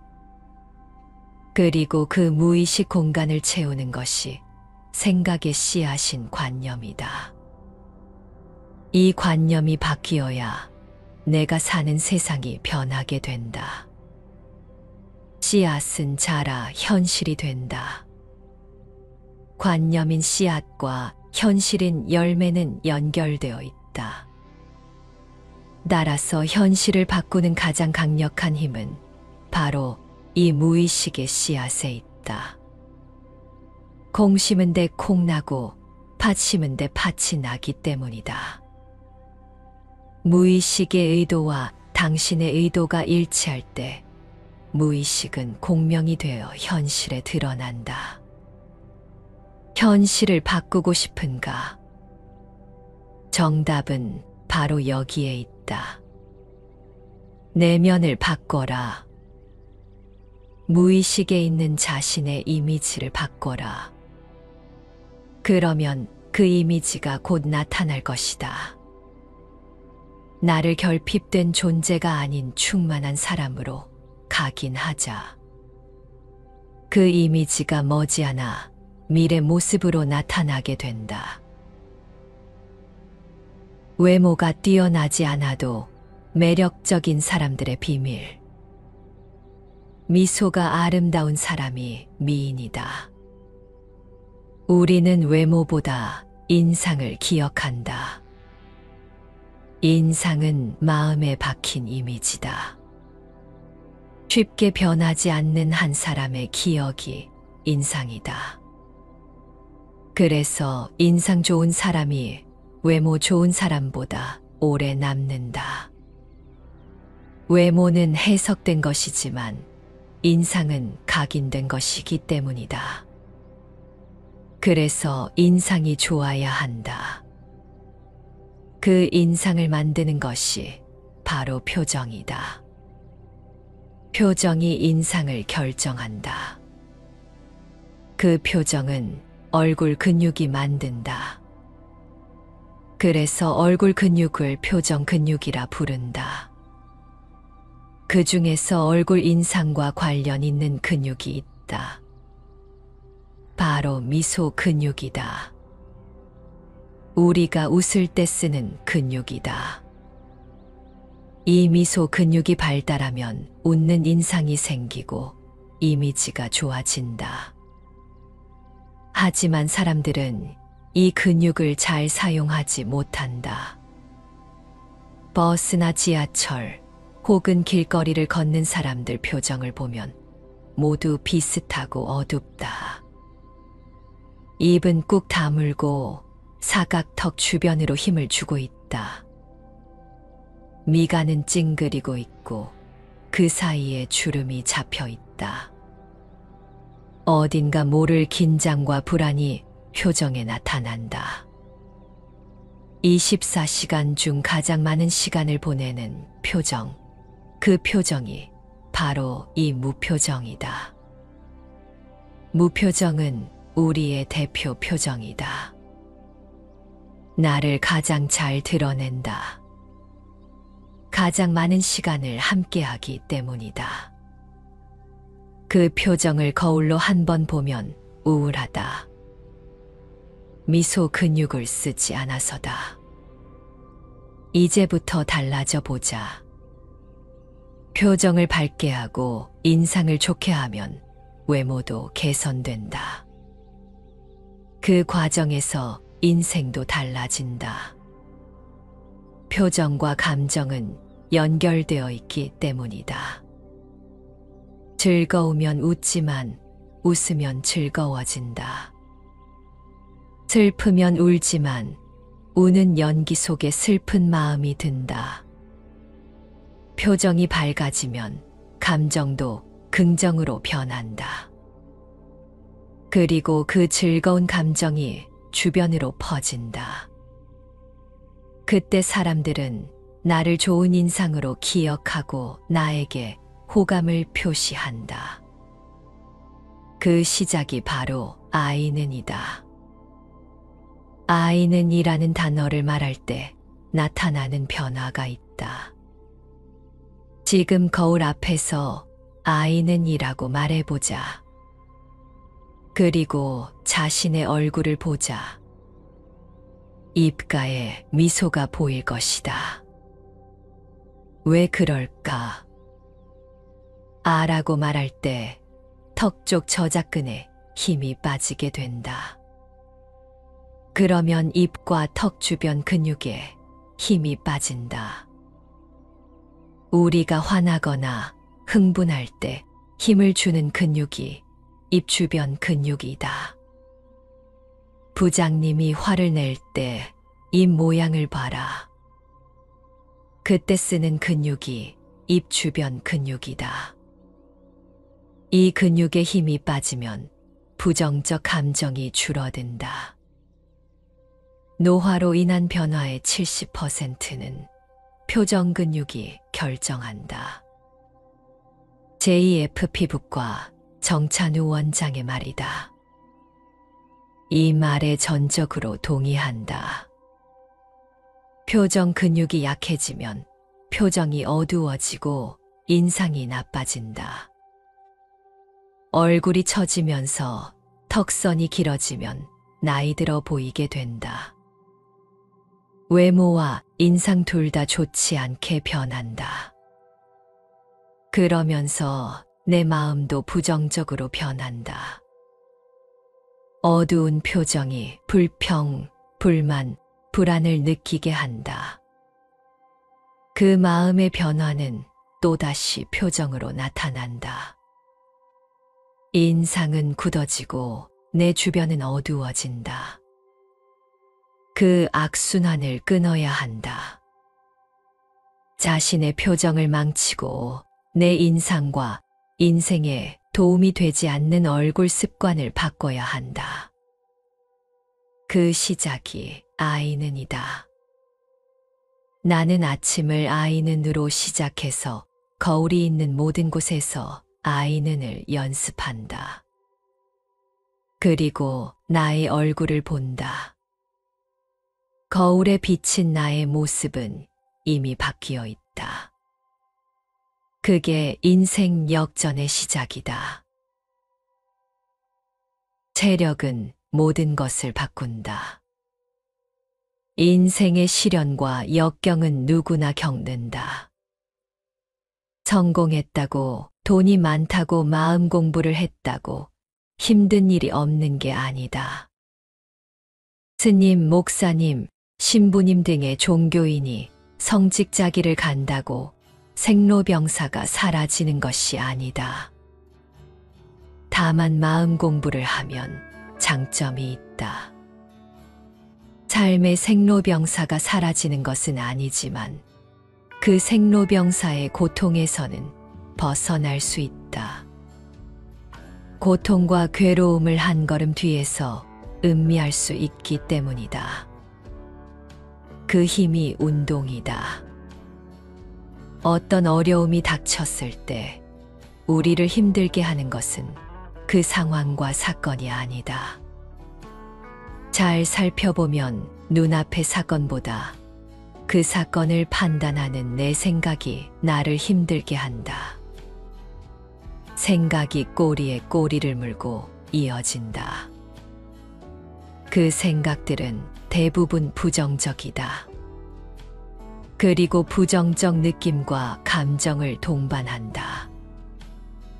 불평, 불만, 불안의 산부를 일으키고 분노, 공포, 우울로 이어진다. 그 생각, 감정, 느낌이 나타날 때 우리는 생각에 빠지고 감정과 하나가 되며 우울의 늪에서 허덕인다. 생각 지옥에 빠지는 순간이다. 부정적 생각은 끊임없이 이어지고 우리는 잿더미가 될 때까지 활활 타오르게 된다. 고통과 괴로움은 정신력으로 극복하는 게 아니다. 체력으로 극복해야 한다. 운동해 본 사람들은 안다. 매일 아침에 운동하고 출근을 하면 하루가 달라진다. 출근길이 달라지고 아침 풍경이 달라진다. 몸이 가벼우면 마음이 가벼워지고 발걸음도 가볍다. 표정은 밝고 여유가 있다. 반대도 성립한다. 몸이 무거우면 마음도 무겁다. 출근길이 지옥이다. 표정도 우울하고 긴장하게 된다. 무거운 몸이 마음마저 누르고 있다. 운동을 하면 몸이 상쾌해진다. 그러면 마음은 유쾌해진다. 가벼운 몸이 주는 즐거움이 있다. 그 즐거움이 마음으로 이어진다. 몸과 마음은 연결되어 있기 때문이다. 마음이 유쾌해지면 우리의 시선은 명쾌해진다. 세상을 보는 눈이 선명해지고 순간적으로 나를 바라보는 시선이 생긴다. 마음의 눈이 떠지기 때문이다. 사무실에서 엄청난 스트레스를 받을 때 어떤 문제가 해결되지 않고 계속 머릿속을 맴돌 때가 있다. 그럴 때 사무실에서 머리 쓴다고 해결되지 않는다. 밖으로 나가 몸을 쓸 때 해결된다. 바람 쐬고 산책을 할 때 스르륵 문제는 사라진다. 그 문제를 바라보는 또 다른 눈, 명쾌한 시선이 생기기 때문이다. 행복한 삶의 기본기가 운동인 이유다. 운동하라는 이야기는 너무 진부하다. 누구나 알고 있다. 하지만 아무나 쉽게 하진 못한다. 방법을 모르기 때문이다. 운동은 하나만 하면 된다. 스쿼트 하나, 팔굽혀펴기 하나, 계단 하나. 이 하나가 중요하다. 그 이후는 계속하게 된다. 인간은 관성의 동물이기 때문에 그 이후는 계속하게 된다. 지금 것을 유지하려는 성질, 이것은 인간이 가진 가장 기본적인 본능이다. 변화를 두려워하고 변화를 위협으로 느끼는 우리의 무의식, 그 무의식을 이용하는 것이다. 운동해야지라고 생각하면 몸이 무거워진다. 생각은 운동을 방해하는 최고의 짐이다. 대부분 사람이 운동하지 않는 이유는 하나다. 운동하겠다고 다짐하기 때문이다. 그 다짐이 우리의 짐이 된다. 나를 무겁게 하고 움직이지 않게 한다. 그 생각 전에 스쿼트를 하나 해야 한다. 그러면 하게 된다. 책상이 보이면 모서리를 잡고 팔굽혀펴기를 하나만 해보자.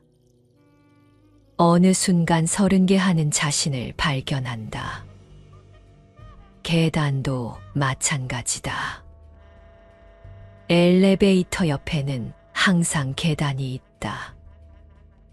그 계단을 하나만 올라봐라. 그러면 내가 원하는 층에 도달해 있다. 그 하나가 전부다. 우리 생각의 90% 이상은 무반이다.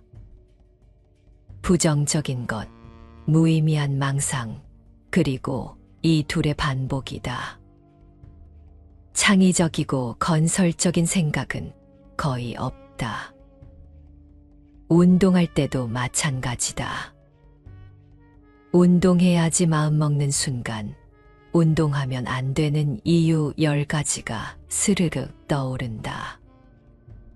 지금 운동 가야지 다짐해도 마찬가지다. 갑자기 운동화가 더러워 보이고 트레이닝복이 더러워 보인다. 산책할까 생각하면 비 오지 않을까 걱정한다. 그럴 때 필요한 게 먼저 하나를 하는 거다. 멍하게 있을 때 급하게 스쿼트 하나, 엘리베이터 버튼을 누르고 기다리는 동안 계단 하나만 올라보자. 그 하나가 당신의 인생을 바꿔줄 것이다. 그래도 쉽지 않다면 내가 하는 팁을 알려주겠다. 아침에 일어날 때, 스쿼트 하나 할 때, 책의 첫 장을 펼칠 때 아주 유용하다. 생각의 간섭을 일으키지 않고 행동하는 방법이다. 바로 무산소 행위 3회이다. 숨을 참고 행동하는 것이다. 뇌에 산소를 주지 않고 생각에 참견 없이 행동하는 방법이다. 한번 해보자. 몇 초 지나지 않아 침대에서 일어나고 스쿼트를 하나 하고 있으며 책은 손에 있다. 숨은 그 후 쉬는 거다. 나도 방금 팔굽혀펴기 50개를 했다. 막힘없이 글이 잘 써지는 이유다. 역시 몸을 써야 상쾌하고 유쾌하고 명쾌해진다. 머리보다 몸을 움직여야 한다. 하나만 하자. 그 하나가 전부다. 삶의 기본기는 그렇게 익혀가는 것이다. 이 책을 읽고 모든 사람이 바뀌는 것은 아니다. 바뀌지 않는 사람들이 대부분이다. 삶의 습관은 그렇게 무서운 것이다. 하지만 우리 인생이 습관으로 이루어진다는 걸 아는 것, 그것이 변화의 시작이다. 그 습관을 바꾸면 인생이 원하는 방향으로 바뀐다. 돈 드는 것도 아니니 한번 시도해보자.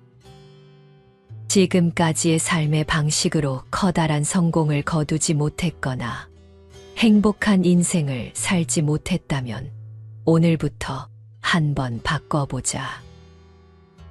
인생은 운이고 삶은 우연이다.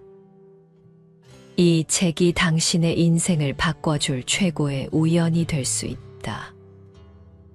그 시작이 마음이다. 마음속 현실 회로가 바뀌어야 현실이 변한다. 그 회로가 바뀔 때 생각과 말과 행동이 바뀌고 그것들이 바뀔 때 주변으로부터 이 말을 반드시 듣게 될 것이다. 너 뭔가 좀 변한 것 같아. 이게 시작이다. 그 운과 우연 속에서 즐거운 인생을 살아갈 때 삶은 이미 변해 있을 것이다. 오늘부터 가볍고 즐거운 마음으로 실천해보자.